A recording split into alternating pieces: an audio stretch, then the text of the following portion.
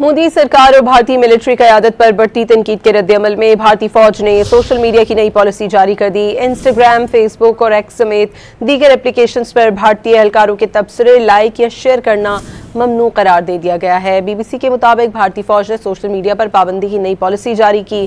भारत में social media पर control और फौजी इदारों की सरगर्मियों पर कदगन कोई नया मामला नहीं।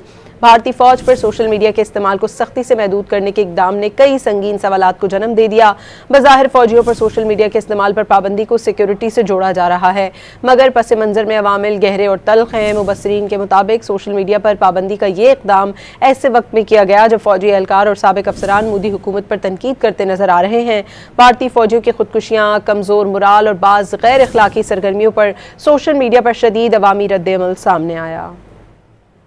मोदी सरकार और भारतीय मिलिट्री क़यादत पर बढ़ती तनकीद के रद्दअमल में भारतीय फौज ने सोशल मीडिया की नई पॉलिसी जारी कर दी। इंस्टाग्राम, फेसबुक और एक्स समेत दीगर एप्लीकेशंस पर भारतीय एहलकारों के तबसरे लाइक या शेयर करना ममनू करार दे दिया गया है। BBC के मुताबिक भारतीय फौज ने सोशल मीडिया पर पाबंदी की नई पॉलिसी जारी की। भारत में सोशल मीडिया पर कंट्रोल और फौजी इदारों की सरगर्मियों पर कदगन कोई नया मामला नहीं।